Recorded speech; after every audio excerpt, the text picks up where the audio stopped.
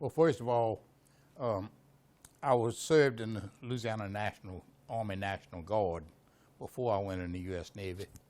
I joined the Louisiana National Guard in January of 1953 and stayed in until I graduated from high school.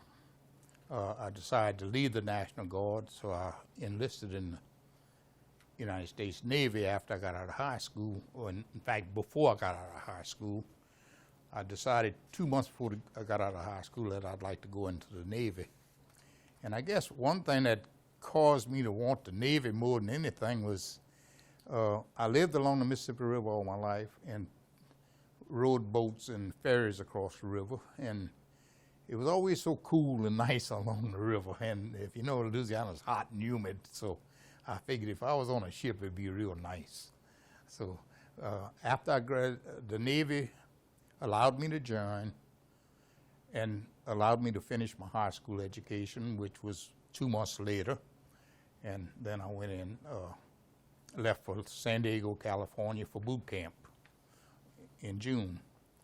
Arrived in California, which was a new world to me because I had never been out the state of Louisiana in my life. And so it was something new. We flew over there and landed, and of course the regular U.S. Navy boot camp, you know, they take all your clothes away from you and issue your clothes and cut your hair, and things get serious.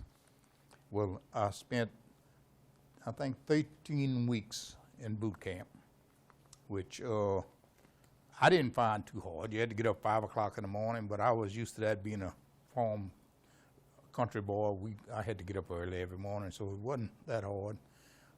Most of marching and exercise, which to me wasn't anything because we were used to work and on the farm and all.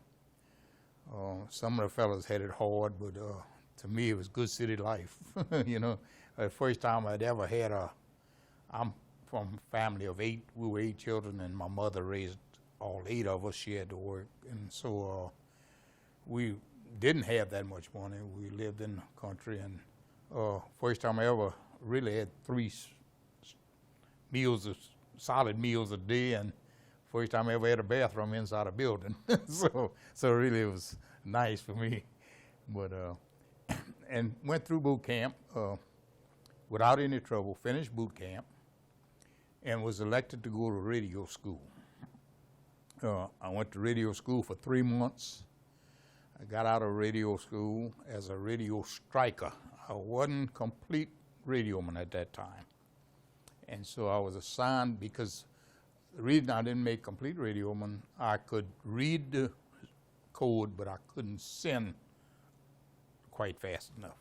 But they sent me aboard ship as a radio striker. From San Diego, I went to Long Beach, California, aboard the LST 827. Upon arriving on the LST, I told them I was supposed to be a radio striker. Well, at that time, the 827 was only supposed to have 3 radiomen, and they had 4 aboard already. So they told me that they would put me in the deck force until an opening came up.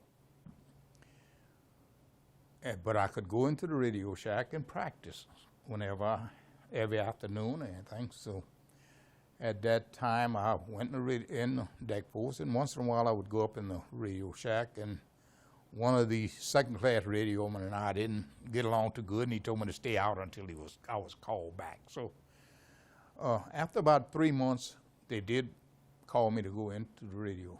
But by that time, I got used to all the shipmates in the deck force, and I asked the chief if I could stay in the deck force, and he said, yes, if you want. So he kept me in the deck force.